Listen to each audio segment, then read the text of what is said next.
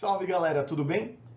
Agora a gente se propõe a fazer uma breve revisão, dar uma breve olhada, né, nesse que é provavelmente o principal pensador ocidental, um dos filósofos mais influentes da história da filosofia, o nosso conhecido Platão. Então, o nosso objetivo aqui é olhar para os principais conceitos, alguns dos principais conceitos que a filosofia platônica nos oferece. Tudo bem? Vamos lá então. Platão, ateniense, viveu aproximadamente entre 428 e 427 a.C., morreu em 348 ou 347 a.C. também. Então veja, final do século V a.C., né? E depois aí uma boa parte do século IV a.C. O Platão, com certeza, sem sombra de dúvidas, foi o principal discípulo de Sócrates. Não o único, é claro, mas o principal discípulo socrático, tanto na importância enquanto pensador, como também um cara que tinha uma tradição, uma formação acadêmica, cultural, erudita bastante sólida. E a gente tem que lembrar, por exemplo, que foi Platão que escreveu praticamente tudo ou quase tudo que a gente sabe sobre o Sócrates. Então, na condição de principal discípulo de Sócrates e na condição de uma pessoa culta, erudita, um cidadão ateniense de origem aristocrática, esse cara gostava de escrever muito, deixou pra gente uma vasta obra filosófica, tanto no formato de diálogos platônicos, onde Sócrates é Sócrates mesmo, o Platão está oferecendo a filosofia socrática. Em outros diálogos, o Sócrates é um personagem onde o Platão oferece a visão filosófica dele usando Sócrates como personagem, né? E além disso, a gente tem várias obras onde esses diálogos estão presentes, outras obras depois, né, mais da maturidade, onde ele desenvolve diretamente as suas ideias próprias. Então, o Platão deixou uma vasta obra que com certeza tem um impacto muito grande em todo o pensamento ocidental, principalmente no que diz respeito à valorização da razão, à valorização do conhecimento, à valorização de determinadas condutas humanas no dia a dia, racionais e que ao mesmo tempo tentam controlar os nossos apetites. A filosofia platônica, ela se propõe a ser um grande sistema filosófico que vai abordar diversas questões, se valendo aí de algumas teorias ou algumas ideias principais que podem então ser utilizadas para os mais diversos campos do pensamento humano. O Platão ele foi responsável por pegar aquela filosofia socrática e transformá-la num sistema. Ele foi um sistematizador da filosofia socrática, transformou aquilo num sistema filosófico, né, tangível, estudável, inteligível. Lembrando que o Sócrates filosofava através do diálogo, né? E não deixou nada escrito para a gente. Então, Platão é o responsável por toda essa sistematização da filosofia socrática. O Platão, que depois da morte do Sócrates foi embora de Atenas, vai tentar aplicar lá no sul da Itália, em algumas polis, em alguns lugares que ele vai, principalmente Calcis, ele vai tentar aplicar a ideia política dele, de filósofo rei, vai dar muito errado, no final das contas, em uma dessas tentativas ele acaba sendo vendido como escravo, felizmente, né, foi comprado por um conhecido que o libertou. Então, o Platão teve uma trajetória também muito interessante. Em Atenas, ele volta e funda a Academia, a primeira escola de filosofia, uma escola de filosofia onde todo o pensamento platônico vai ser ensinado por ele, por outros discípulos, uma escola de filosofia que traz aí toda essa marca, toda essa influência, tanto do pensamento socrático, quanto de outros pré-socráticos que o Platão também conheceu, sejam os pitagóricos lá no sul da Itália, tanto que na entrada da Academia do Platão estava escrito assim: quem não sabe geometria, não entre aqui. Platão valorizava muito o conhecimento matemático como uma forma de conhecimento que a gente podia confiar. O pensamento de outros pré-socráticos, como o de Heráclito e Parmênides, que vai ser muito visível, muito perceptível na proposta lá na Teoria das Ideias, principalmente, de Platão, que a gente já vai abordar também. Platão que, além de fundar a academia, essa primeira espécie de instituição de ensino superior, e quando você vai estudar, quando você ingressa na universidade hoje, você é chamado de acadêmico. Então, essa homenagem, né, essa alusão, ela acontece diretamente à Academia Filosófica do Platão. O Platão pega um método dialético socrático, o diálogo socrático em si, e ele transforma ele vai além, ele propõe uma dialética, uma espécie de depuração intelectual. O que é então a dialética em Platão, que é um desenvolvimento da dialética socrática? Platão diz que através da reflexão, através da análise filosófica, da contemplação, a gente pode depurar os nossos conhecimentos intelectualmente e buscar sair de formas inferiores de conhecimento, tudo aquilo que a gente capta pelos nossos sentidos, né, que a gente constitui as nossas opiniões. Platão propõe que é possível sair desse conhecimento ilusório, desse conhecimento inferior. É possível sair da opinião, da doxa, né, das coisas que a gente percebe que estão se transformando o tempo todo aí nesse mundo dos sentidos, e a gente pode então elevar o nosso pensamento para formas superiores de conhecimento, para formas de conhecimento pautadas pela razão, pela lógica, pelo raciocínio discursivo, para que a gente possa alcançar o conhecimento supremo ou as formas supremas de conhecimento, a verdade que o Sócrates tanto buscava, essa verdade que aqui para Platão está relacionada também a uma ideia perfeita das coisas, ou à essência das coisas, ou ao conceito, ou como ele vai falar também, o sumo bem, o bem maior. O Platão, ele vai nos oferecer, para tentar sintetizar tudo isso, a teoria das formas, ou a teoria das ideias, né, ou formas perfeitas.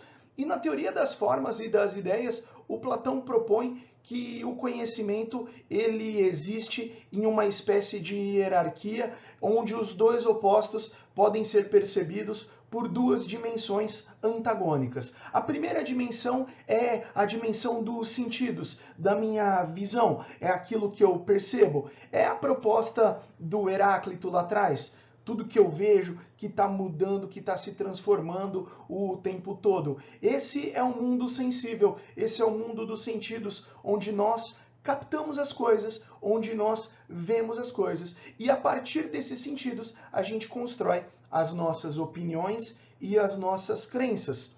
Então perceba que esse conhecimento, ele é um conhecimento onde a gente está acreditando, a gente está construindo as nossas meras opiniões e crenças, né?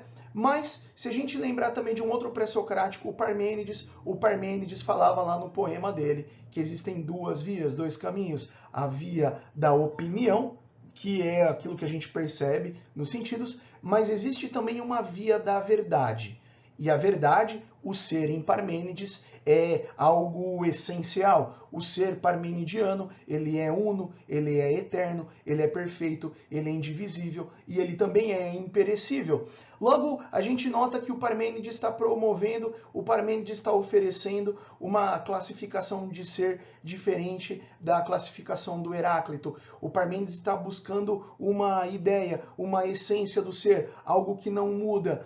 E é por esse caminho que o Platão fala de uma outra dimensão do conhecimento, o mundo das ideias, o mundo das formas perfeitas. Então, para Platão, tudo aquilo que a gente vê aqui no mundo dos sentidos é uma mera cópia ou representação das formas perfeitas, das ideias perfeitas, de tudo aquilo que existe. Então, o que o Platão está dizendo é que, de uma forma dualista, existem duas dimensões do conhecimento, existem dois mundos. Um mundo onde habita a verdade, as ideias perfeitas de todas as coisas que existem, e um mundo onde a gente percebe as coisas pelos nossos sentidos. Platão que acreditava também na dualidade da alma, né? Platão e os gregos da época também acreditavam, né, na transmigração do espírito.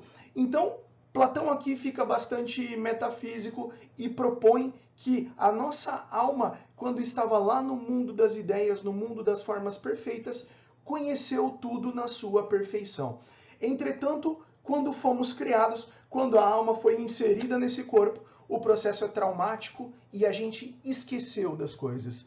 E é aí que vem o conceito de conhecimento inato ou de reminiscência, que pode ser observado num diálogo chamado Mênon. No diálogo Mênon, Sócrates e um outro personagem, amigo dele, Mênon, falam sobre o problema do conhecimento. Mênon propõe que nós aprendemos as coisas, que a gente não sabe de nada e a gente simplesmente vai aprendendo.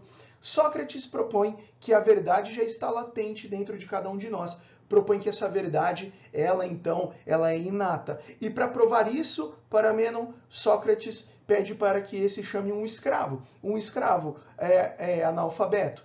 E através do diálogo, através da conversa, através de uma exposição, o Sócrates ajuda esse escravo a deduzir o teorema de Pitágoras. Mênon fica muito surpreso e Sócrates então diz, veja, ele já sabia, ele apenas não lembrava, já estava dentro dele. É claro que hoje, quando você escuta essa história, é claro que hoje, no século XXI, com tudo que a gente sabe sobre teoria do conhecimento, como o conhecimento funciona, a gente consegue refutar essa proposta platônica. Entretanto, perceba que essa explicação é uma das primeiras tentativas de explicar de uma forma mais lógica e racional como que o conhecimento funciona, como que o conhecimento opera. Então eu selecionei aqui uma imagem que mostra essa escala do conhecimento em Platão. Então veja que na parte inferior desse gráfico, aqui embaixo, a gente tem formas inferiores de conhecimento, conhecimento aqui então do seu lado esquerdo, onde está escrito epistemologia, mas aqui esse gráfico que também fala, que pode ser visto lá no mito da linha dividida, e tudo isso aqui está na obra República, a maior parte disso aqui está na obra República. Do outro lado a gente também tem uma proposta ontológica, que é o estudo do ser, das suas qualidades e das suas essências. Então a gente já vê aqui de cara que a linha dividida, a teoria das ideias em Platão, pode servir tanto para falar sobre teoria do conhecimento como ontologia. Percebe que na parte inferior a gente tem os sentidos, as imagens das coisas, as cópias, o que o Platão chamava inicialmente de eicasia.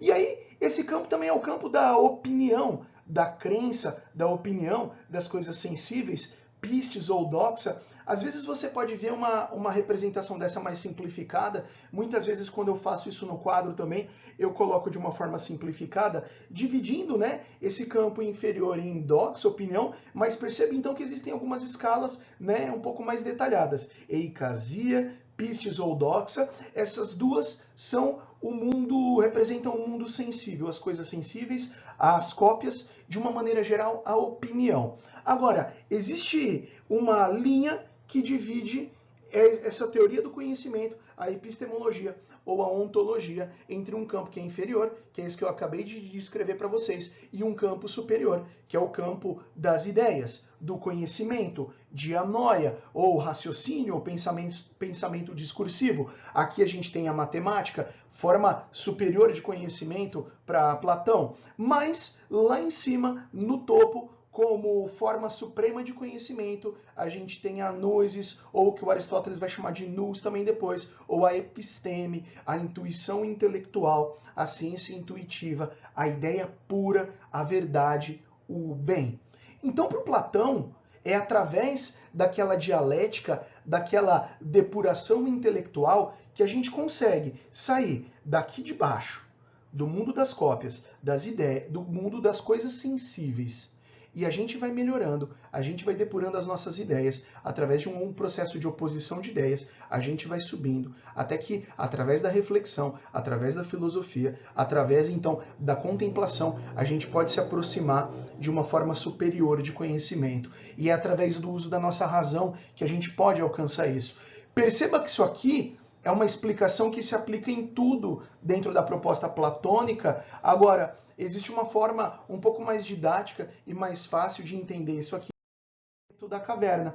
No mito da caverna, como você já deve ter visto ou já ouvido, o Platão propõe, e isso aqui é um recurso pedagógico muito constante em Platão. O Platão ele gosta de alegorias, de histórias que tenham uma espécie de narrativa mitológica, né? Porque ele entende que isso aqui é muito útil, é muito poderoso na hora de gerar, de criar entendimento nas pessoas. Então, Mito da Caverna não é a única alegoria que o Platão usa na República ou na obra dele. Entretanto, o Mito da Caverna é a alegoria mais famosa de Platão, porque ela tem um poder pedagógico muito poderoso e de uma maneira particular, eu acho que o Mito da Caverna ele é atemporal, ele sempre vai funcionar, ele sempre vai servir para gerar uma reflexão para a nossa vida cotidiana.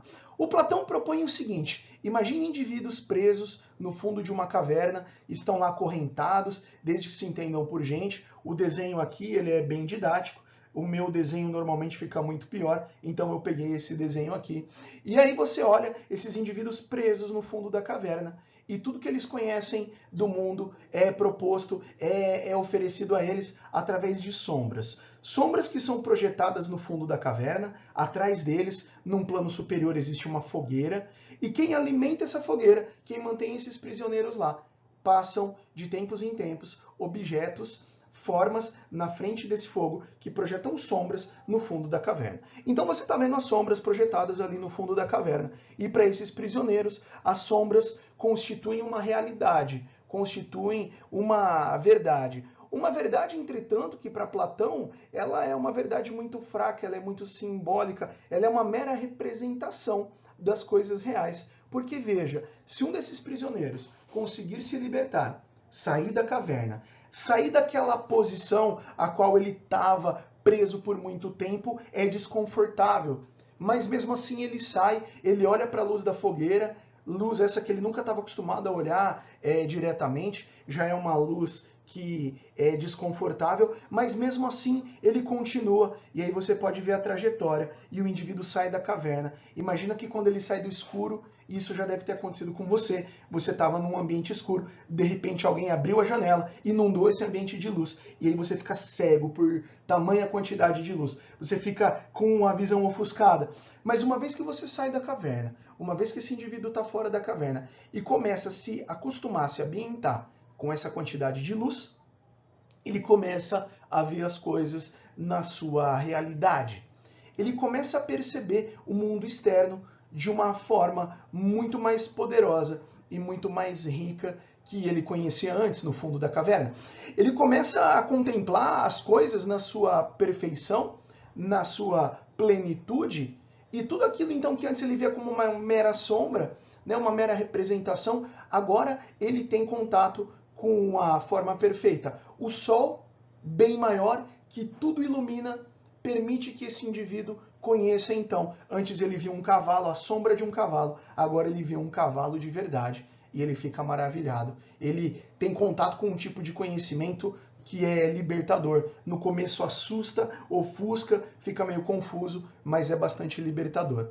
Agora imaginemos que esse indivíduo volte para o fundo da caverna, que esse indivíduo volte e se encontre com os outros indivíduos. Quando ele começa a falar da sua jornada, da sua trajetória, ele vai gerar confusão, ele vai gerar discórdia. Quando ele começa a explicar que o que é mostrado no fundo da caverna é algo muito pobre, são meras sombras, a galera vai começar a se sentir bastante confusa, e aí a gente tem confusão no fundo da caverna, briga na caverna, alguns querem sair, outros querem ficar, e a briga no fundo da caverna é tamanha que pode ser que algumas pessoas cheguem à conclusão de que para a paz voltar a reinar na caverna é necessário matar esse indivíduo que saiu da caverna. O final da história é triste, mas a história ela trajetória do filósofo. Como eu dizia então, né, o mito da caverna, ele fala sobre a trajetória do indivíduo na busca pelo conhecimento, a trajetória do filósofo, a trajetória do ser humano para sair da ignorância, a trajetória do ser humano para se educar, para buscar formas mais elevadas de conhecimento, né? É a vida do Sócrates. O Sócrates é o cara que saiu da caverna e acabou sendo assassinado por causar confusão na caverna. Toda a proposta do mito da caverna, que é uma explicação mais didática lá para a teoria das ideias e formas, ela tem uma aplicação muito ampla no pensamento platônico. E a gente pode perceber isso na política, né? Quando a gente pensa na política em Platão, Platão que vai olhar para a polis como o lugar onde a justiça pode se manifestar, o lugar onde a justiça deve ser feita.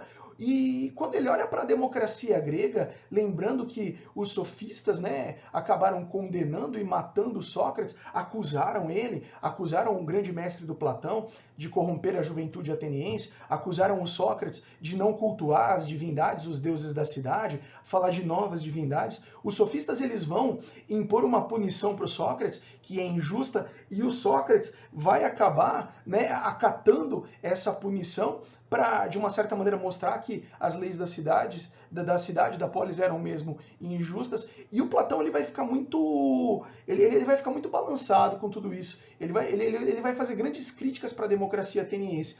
Porque aquela democracia ateniense, né, uma democracia onde os cidadãos representavam todos na decisão política, na decisão da vida pública, para o Platão essa democracia ela está contaminada pela retórica sofística, ela está contaminada pela paixão pelo discurso, e os sofistas, né, os políticos atenienses, alunos dos sofistas, esses caras eles vão defender pontos ou propostas que não são verdadeiras, não estão relacionadas com a justiça ou com o bem. Elas estão aqui, então, no campo da retórica, da paixão pelo discurso. Elas representam visões particulares e individuais que são, né, transformadas em visões coletivas. É a demagogia, é o governo, né, pelo caminho errado. É o governo daqueles que não estão conduzindo pelo povo e sim para si mesmo. Então, o Platão ele vai criticar muito essa visão. O Platão ele vai olhar para a polis, ele vai olhar, né, para a cidade e ele vai pensar assim, olha, a cidade ideal deveria ser o lugar onde o governo é conduzido por aqueles que conheceram o bem. O governo é conduzido por aqueles que conseguiram passar por toda aquela trajetória do conhecimento, conseguiram sair da caverna. E quem consegue sair da caverna, quem consegue passar por aquela trajetória do conhecimento, é o filósofo. E aí a gente está vendo o Platão oferecendo uma visão. É uma autopromoção também do Platão. O Platão está querendo dizer o seguinte, olha, eu e quem mais conseguiu passar por essa trajetória, é só a gente que vai conseguir governar pela justiça, não ser contaminado pelo poder. Então Platão imagina uma cidade ideal, Calípolis, né? Em Calípolis todo mundo ia ter acesso a um sistema de educação, uma paideia, educação para todos. E em Calípolis, à medida que as pessoas iam sendo educadas, elas iam desenvolvendo a sua alma. Então, do 0 aos 20 anos, era a alma de bronze, era a educação básica, fundamental, né? A gente começava, as pessoas, elas vão participar da vida produtiva, elas vão trabalhar, elas vão contribuir para os mais diversos setores produtivos da sociedade. Dos 20 ao 30 é o que ele chama de alma de prata, guerreiro, e é dos 20 aos 30 que algumas pessoas podem, né, se elevar espiritualmente, continuar nessa jornada da filosofia, no caminho do filósofo, né? Mas ainda assim não estão prontas para governar, vão cuidar dos assuntos relacionados à defesa da polis. E dos 30 aos 50, o indivíduo ele tem essa alma de prata, e é só depois dos 50 que ele já viveu o que ele tinha que viver, que ele já teve as experiências mínimas, que ele teve acesso ao conhecimento, à conduta correta na vida, e é só aí que ele vai estar preparado para exercer a vida pública. É aí que o filósofo vai poder se tornar um rei. O Platão tentou fazer isso algumas vezes, como eu falei lá no começo da aula para vocês, lá, não em Atenas, em uma outra polis no sul da Itália, e acabou dando errado as duas vezes. Ele tenta transformar um rei em filósofo, né? Ele acaba se dando mal nessas duas vezes, ele volta, ele assume depois que é mais fácil transformar um filósofo num rei do que um rei num filósofo. Então essa proposta de cidade ideal e essa trajetória da educação é o mito da caverna, é a saída da caverna, para que lá no final o indivíduo esteja preparada, que ele possa governar pelo bem e pela justiça. Então Platão oferece uma visão aristocrática de política, não é para todo mundo, é só para aqueles que estão mais preparados, que passaram pela jornada da filosofia, pelo método dialético. Além de política, nessa aula eu também gostaria de falar um pouco sobre ética. Não falaremos sobre a estética em Platão, deixaremos estética para uma outra aula de filosofia estética, onde a gente aborda a estética ao longo aí, né, de todos os períodos históricos. Lembrando que o campo da estética surge só lá no século XVIII, com o Baumgarten. Agora a gente fala de ética. E a ética platônica, né, ela está relacionada com o conceito de justiça, e isso é muito abordado durante toda a obra, a República. Então aqui, né, Platão fala, entre outras histórias, uma das mais famosas, a do Anel de Giges. E o Anel de Giges, ele é contado hoje num outro tipo de ficção, né? Anel de Giges é uma história, é uma alegoria, é uma história no mesmo sentido do mito da caverna. O Anel de Giges você já viu em um filme chamado Senhor dos Anéis, de uma forma muito semelhante ao que propõe Platão, né? No Senhor dos Anéis, o Tolkien, ele faz uma alusão direta. A história do Anel de Giges diz o seguinte: Giges era um pastor que vivia na região da Lídia, na Grécia Antiga, e ele está lá cuidando do seu rebanho. Vem uma grande tempestade, ele escuta um grande estrondo, um tremor de terra, ele vai olhar esse tremor, ele acha uma fenda na terra, dentro dessa fenda tem uma espécie de cavalo, de uma espécie de estátua de cavalo toda perfurada, e quando ele olha dentro dessa estátua de cavalo, tem uma espécie de divindade, um gigante, e esse cara tem um anel na mão, um anel brilhante que chama muita atenção. Giges pega esse anel, acha muito bonito, coloca no seu dedo e permanece com o anel. Continua pastoreando. Depois se dirige à reunião dos pastores para contar o rebanho, para falar como foi. No meio da reunião, o Giges está brincando com o anel. E quando ele gira o anel, esse anel tem um rubi, tem uma pedrinha. Quando ele mexe, de repente ele fica invisível. E ele fica maravilhado com aquilo. Ele percebe que a hora que ele girou o anel e ficou invisível, os seus amigos não conseguem vê-lo nem ouvi-lo. E esses amigos começam a falar dele como se ele não estivesse lá, começam a falar mal dele, começam a fazer comentários sobre ele. E o Giges percebe que ele tem em suas mãos uma ferramenta extremamente poderosa, um anel que tem o poder de torná-lo invisível, e com esse poder o Giges vai fazer um estrago muito grande. O Giges, ele começa a ser possuído por esse poder. O Giges, ele acaba se infiltrando no Palácio Real, ele seduz a rainha, ele arma um complô contra o rei, ele assassina o rei. E o Giges usa todo esse poder que o anel conferiu para ele tomar o poder. A grande reflexão aqui é o seguinte: será que a gente é bom e justo por natureza, ou será que a gente só é bom e justo porque existem leis, existe a reprovação social, existem as coisas que nos condicionam a ser bons? E se a gente tivesse poder ilimitado, como Giges teve com esse anel, ou como acontece lá com o anel no filme Senhor dos Anéis, né? O que a gente faria? Essa reflexão ela é muito ampla, ela é muito presente na obra do Platão.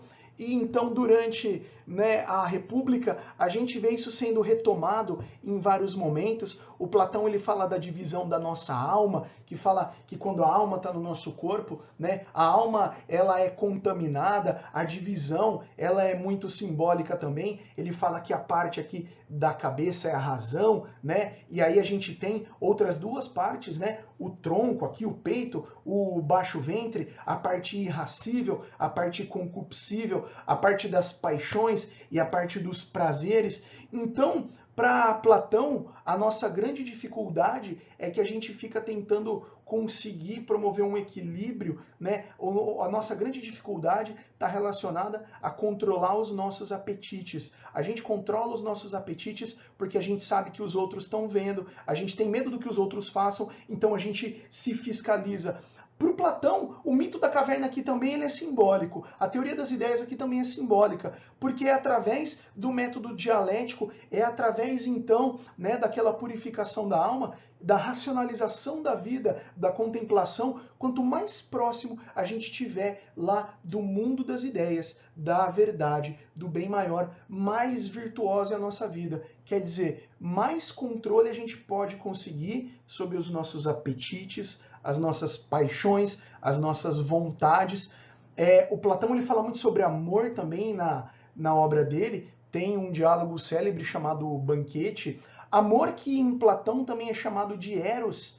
E a palavra amor em grego, ela tinha um significado diferente, né? Eros, quando a gente pensa no português, eros é traduzido como prazer ou uma vontade sexual, um desejo, né? E para Platão, amor é eros, é vontade, é desejo daquilo que a gente não tem, mas ao mesmo tempo também é uma vontade que a gente nunca consegue satisfazer, porque quando a gente tem, a gente sempre quer algo mais. Então, a proposta do Platão é que a gente busque essa virtude, que a gente contemple o bem, para que de alguma maneira, né, a gente consiga controlar os nossos apetites, as nossas vontades, os nossos prazeres através do uso da razão. Em um outro diálogo, o Fedro, né, onde o assunto também é amor, também é eros, também é vontade, também é impulso, é prazer, ele fala sobre o mito da carruagem ou da biga alada, né, onde um condutor ou um cocheiro, ele conduz uma carruagem, uma espécie de uma biga,